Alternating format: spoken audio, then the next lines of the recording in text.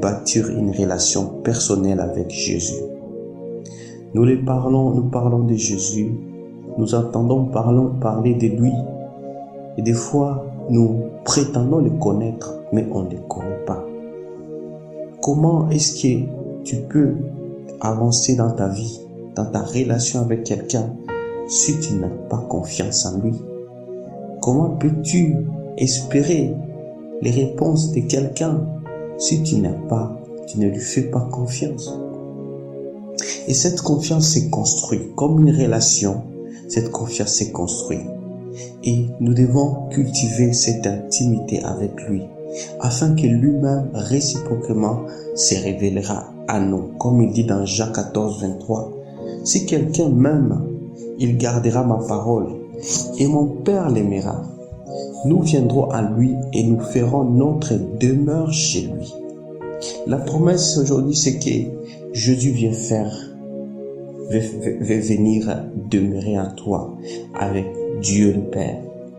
Et il veut que tu puisses l'aimer, que tu puisses garder sa parole.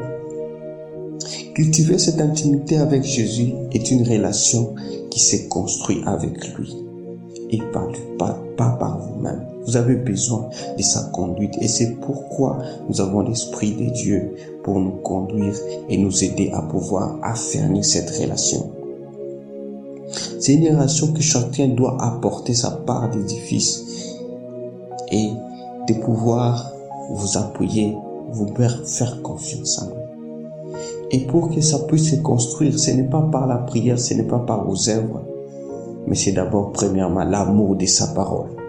Comme dit dans Matthieu 7, 24, c'est pourquoi quiconque attend ces paroles que j'ai dit et les met en pratique sera semblable à un homme prudent qui a bâti sa maison sur le roc. Et le second, c'est l'obéissance à ses commandements.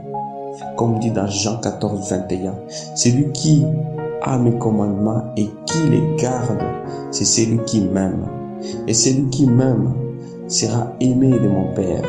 Je l'aimerai et je le ferai connaître à lui. Bien-aimés, que ce message d'aujourd'hui puisse vous porter à rechercher l'intimité avec Christ, à bâtir votre vie, à bâtir une relation personnelle, pas une relation de l'église, pas une relation de prédication, mais une relation personnelle. Pour que tu vives Christ et lui vit en toi. Pour que lorsque tu parles de lui, tu le parles personnellement. Ne le parle pas comme les autres le disent. Ne le parle pas comme tu as entendu. Cherche à pouvoir le connaître réellement qui est pour toi. Soyez bénis, excellente journée. C'est votre frère Benjamin.